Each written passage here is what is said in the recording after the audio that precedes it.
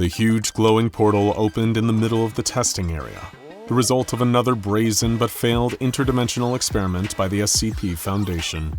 Unlike the last one, which claimed 30 lives within seconds of being opened, this one wasn't a black hole. This meant the Foundation didn't need to concern itself with what was sucked in. No, the only concern was anything that decided to wander out. Little did they know, with this portal, they'd opened a doorway to two different simultaneous worlds, an alternate Earth realm, and the far more hostile and dangerous Outworld. Anticipating that things might quickly go sideways, the Foundation decided to post their best field agent, the incomparable Saitama, at the portal's entrance. They were more than sure that he could handle anything that entered this universe with ill intent, and it wouldn't be very long before they needed to put that particular theory to the test. Before the Foundation could run any of the proper diagnostic tests, a mysterious being immediately exited the portal with a theatrical leap. He looked like a ninja, dressed in robes of black and green, stanced up and ready to throw down. "Ah, no," Saitama said. "Not another ninja. Those guys are such jerks." But this wasn't just any ninja. It was the Saurian combatant Reptile. In a lightning-fast transformation, his head back a dinosaur-like lizard visage with a mouth full of horrifying teeth, he hawked up a gout of deadly green acid directly into Saitama's face, only for it to have as much impact as Nickelodeon slime. Saitama wiped it off with a look of vague disgust. "Okay, a lizard ninja," he said, sounding equally uninterested. "That's new." Reptile was baffled. His deadly bile attack usually had his foes screaming in pain. He'd need to go in for another. He opened his terrible jaws and out flew a long chameleon-like tongue, which Saitama caught in his gloved fist. With one rough tug, Reptile was dragged in like a confused green paddle ball, and with a single punch, reduced to viscous slime coating the testing chamber. Fatality. But there was no time for respite. As soon as Reptile was pureed, a tattooed demoness came barreling through the portal, armed with a pair of razor-sharp kama, Japanese farming tools often turned into deadly weapons in martial arts battles. This was Serena, seemingly a beautiful warrior woman at a glance, but actually a vicious demonic entity known for showing no mercy against her victims. Unluckily for her, the combatant she was up against, despite being a hero, wasn't exactly known for his merciful nature either. She ran in towards a perplexed Saitama, ready to perform her most devastating attack with her kama. In that critical moment, she assumed her demon form for extra strength, which unbeknownst to Serena, sealed her fate. With split-second reflexes, Saitama reached up and flicked his demonic opponent, sending her into a wall with such force that she was utterly destroyed on impact. Fatality. After a duo of monsters, the last thing Saitama or the Foundation expected to happen next was for a careening movie superstar to walk through the portal. And yet, out came Johnny Cage, in all his metrosexual martial artist glory. Oh, and he was rocking a sweet pair of sunglasses to boot. Saitama and Johnny didn't actually fight. They had a pretty productive discussion about movies. Johnny even had Saitama sign an option contract for the adaptation rights to his life story, where the hero for fun would of course be played by Johnny Cage. He strolled back into the portal as easily as he came in after that. Broality. The next entrant wasn't so friendly. A terrifying purple ninja woman with a pair of sai and a mouth full of fangs that only an outworld mother could love, Molina. And as usual, she was feeling pretty hungry to feast on some human flesh. And in her eyes, the dork in the yellow costume would make for a perfect entree. She ran in, taking advantage of every ounce of her enhanced strength, speed, and agility. She opened her mouth full of needle fangs and brought it down onto Saitama's neck for a killing bite. Except the second she bit down, the force of her bite was used against her. Molina's teeth shattered like sugar glass in her mouth. The outworld assassin recoiled, mouth as gummy as a tapioca-munching senior citizen. But before the humiliation of her new life could set in, a single punch from Saitama sent her to her grave. Fatality. And if the monster woman and her scary mouth wasn't bad enough, moments after the death of Molina, another beast came lurching out of the portal. A freakish insectoid woman with chitinous yellow skin, robed in a dark cloak, with murder on her mind. This was the abominable Devora, a villainous hive mind of carnivorous insects coagulated into a truly dangerous combatant. As she prepared to attack, several long, almost bladed insect legs emerged from her back.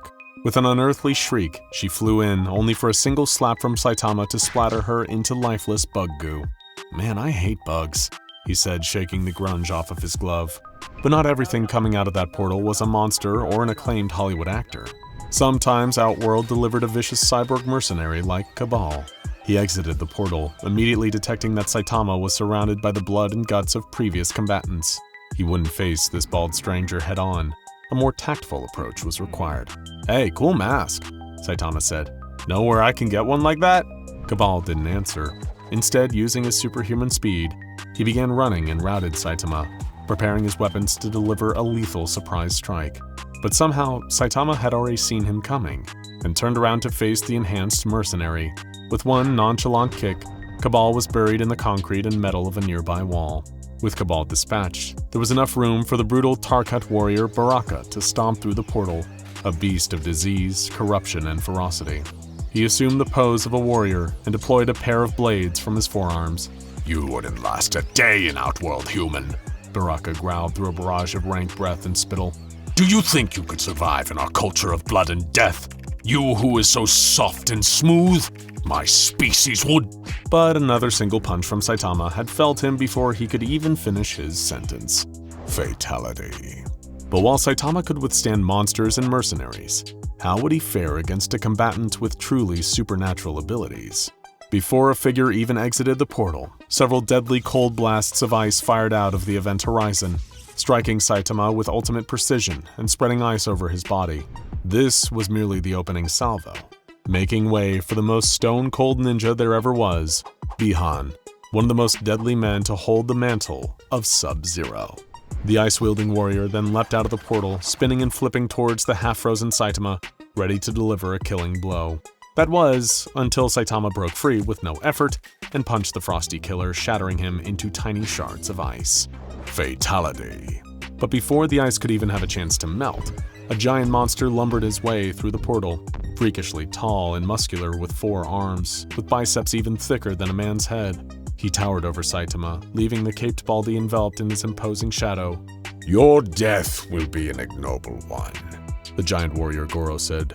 "I will squish you like a bug." Saitama, feeling tired of the constant onslaught of combatants from beyond his world, gave a gentle punch to the beastly battler's chest. It blew a hole straight through it in the process. Goro collapsed, dead before he even hit the ground. But things were about to heat up even more. As a flaming hot blade attached to a chain came screaming through the portal, it was quickly followed by a masked ninja with ghostly white eyes wreathed in flames. "Get over here!" he yelled. Because there was no way that we could make this video without throwing this one in, could we? But Saitama had no intention of getting over there. Instead, he simply dodged the incoming blade and waited for this warrior, the flaming spirit of battle and rage, Scorpion, to come to him. And he did, his hands consumed with raging balls of fire. Saitama inhaled and blew a jet of air out of his pursed lips, as though blowing out candles on a birthday cake. In the unstoppable torrent of CO2, Scorpion's flaming body was completely blown away, leaving only a freestanding, charred skeleton. Moments later, these ancient bones crumbled into a small pile of dust on the ground. Not so toasty. In the wake of Scorpion's disintegration, a pair of mean cyborg machines came running out of the portal, Kano and Cyrax, a duo of tough half-robot badasses who used their cybernetic enhancements to make their inherent combat abilities even more deadly. It reminded Saitama a little bit of his best friend and apprentice, the demon cyborg Genos. But these two goofballs didn't have any of Genos' honor, as was made pretty clear by the fact that the two of them were rushing into a fight like this without even having a chat first. Kano unleashed a powerful red laser from his cyborg eye against Saitama, which had the impact of a laser pointer used to distract a kitten. When the two mechanically improved killers entered Saitama's range, he destroyed each of them with a single punch. Double fatality.